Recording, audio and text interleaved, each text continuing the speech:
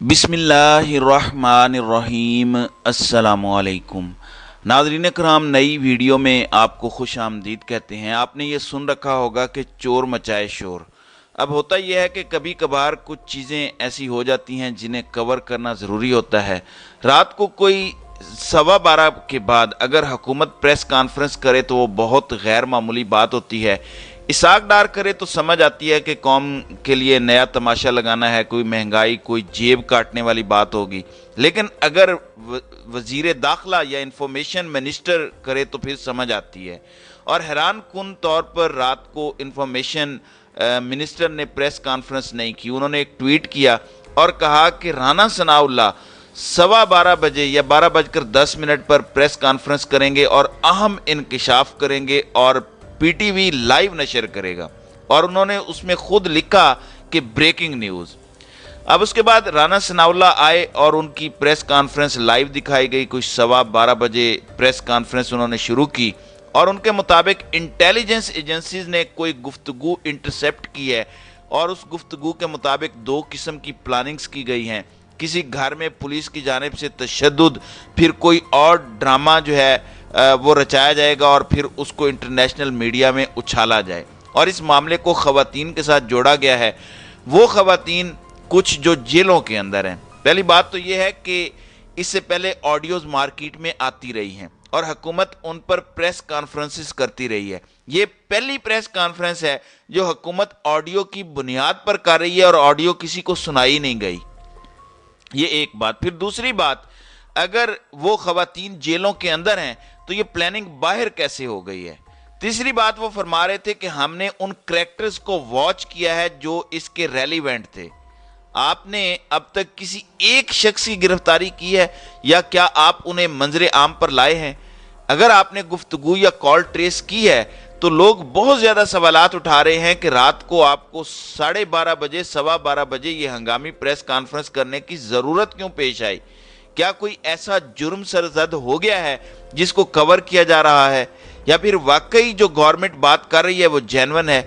اس کے اندر جو سب سے انٹرسٹنگ بات ہے، مریم نواز کی ٹویٹ کے فوراً بعد ناصر بٹ جو انہی کی پارٹی کا ہے، اس نے یہ بتا دیا کہ فلاں فلاں تماشا ہوگا۔ اس نے لکھا کہ باوثوق ذرائع سے یہ خبر معلوم ہوئی ہے کہ پاکستان تحریک انصاف دنیا کی توجہ 9 مئی کی دہشت گردی سے ہٹانے کے لیے تیاری کر رہی ہے، تاکہ اور توجہ ہٹانے کے لیے اور دہشت گردی سے ہٹانے کے لیے جیل کے اندر اپنے ہی سہولت کاروں کے ذریعے کچھ بڑا کروانے کی تیاری کر رہی ہے، تاکہ کسی کارکن یا پارٹی رہنما کو جانی نقصان پہنچا کر ایک مرتبہ پھر ریاست پر الزام لگایا جائے اور کسی کی لاش پر سیاست کی جائے، اور اس کی منظوری کہیں اور سے نہیں بلکہ چیئرمین تحریک انصاف نے خود دے دی ہے۔ تبھی آج خان صاحب کہہ رہے ہیں کہ ہم سرپرائز دینے والے ہیں۔ کیا وہ اسی سرپرائز کی بات تو نہیں کر رہے؟ یہ صرف ناصر بٹ نہیں ہے، کچھ اور واٹس ایپ صحافی یا ریموٹ کنٹرول صحافی جو ہیں ان کی طرف سے بھی کم و بیش اسی ٹائم پر اسی طرح کی ٹویٹس کی گئی ہیں۔ ناظرین اکرام، اب سوال یہ پیدا ہوتا ہے کہ اگر آپ کے پاس ایسی آڈیو تھی تو آپ نے ثبوت کیوں نہیں پیش کیے؟ اب آپ کہیں گے کہ حکومت بڑی اخلاقیات کا مظاہرہ کر رہی ہے، جو گھر کی خواتین کی آڈیوز لیک کرتے ہیں اور جنسی معاملات پر گفتگو کرنے کا مشغلہ اپنائے ہوئے ہیں، مسکرا کر اور ٹھٹھے لگا کر آپ گفتگو کرتے ہیں، وہ اتنے بڑے ثبوت پر کیسے خاموش رہ سکتے ہیں؟ تو اسی سے ان کی اصل حیثیت کا پتہ چلتا ہے۔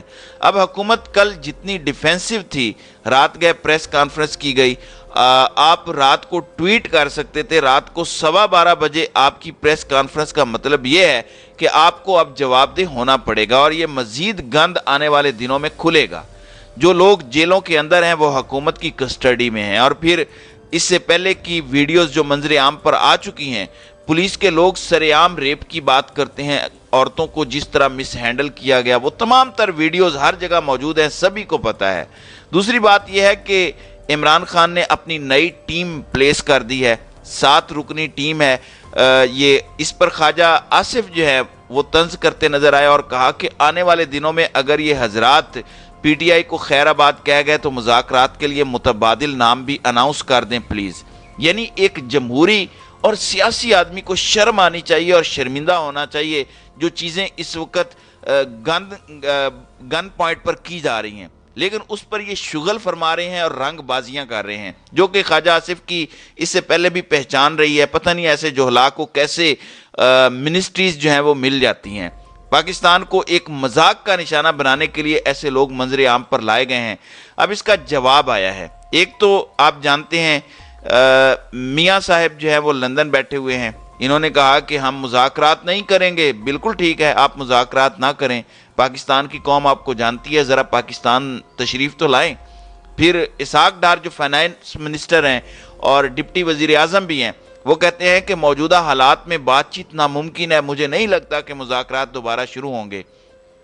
پھر رانا ثناء اللہ ایک جلسے سے خطاب کرتے ہوئے کہتے ہیں کہ کل تک انکار کرنے والا اب مذاکرات کی باتیں کر رہا ہے۔ احسن اقبال نے کہا کہ ہم آپ سے بات کریں گے، ہم شہداء کو کیا جواب دیں گے، شہداء سے معافی مانگیں۔ ویسے اس ارسطو کی مطلب جہالت کی انتہا ہے۔ شہداء آپ کے نہیں ہیں، شہداء اس قوم کے ہیں، وہ میرے آپ کے ہم سب کے ہیں، ان پر آپ سیاست نہ کریں۔ آپ الٹے بھی لٹک جائیں پھر بھی قوم نے آپ کو ووٹ نہیں دینا۔ شہداء کے نام کا چورن بیچنا بند کریں، وہ بڑے اعلیٰ درجے کے لوگ ہیں۔ اس کے بعد عمران خان کے کھلاڑیوں نے بھی اب محاذ سنبھال لیا ہے۔ پرویز خٹک کافی دنوں سے غائب تھے، یہاں تک خبریں چلائی گئیں کہ کیونکہ عمران خان ان کی اہلیہ کی وفات پر تعزیت کے لیے نہیں گئے، اس پر پرویز خٹک بڑے ناراض ہیں۔ لیکن رات کو انہوں نے ٹویٹ کر کے اس کا بھی جواب دے دیا اور کہا کہ ملک میں اس وقت جو بے چینی ہے، معاشی بدحالی ہے اور بے روزگاری بڑھ رہی ہے، ملک میں تناؤ بہت زیادہ ہے اور امن و امان کی صورتحال سنگین ہے۔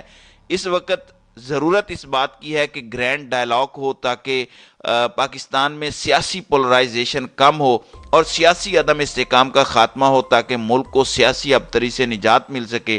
اس کے لیے تمام سٹیک ہولڈرز کو اپنے موقف سے ایک قدم پیچھے ہٹ کر پاکستان کا سوچنا ہوگا۔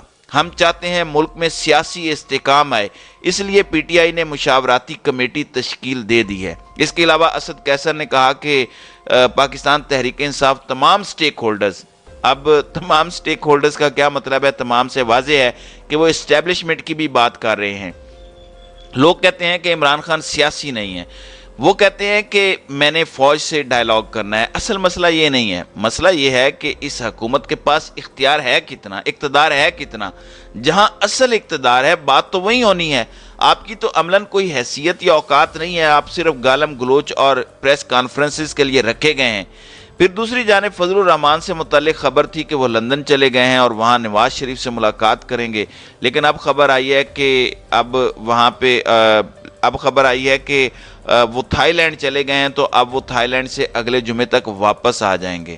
اب ایک اہم سوال بھی اٹھایا جا رہا ہے کہ تحریک انصاف سے ٹوٹنے والے لوگ کہاں جائیں گے۔ رات کو ایک ٹاؤٹ ہے وقار ستی، اس نے خبر بریک کی کہ پی ٹی آئی چھوڑنے والے 26 اراکین اسمبلی نے کاف لیگ میں شمولیت کے لیے رابطہ کر لیا۔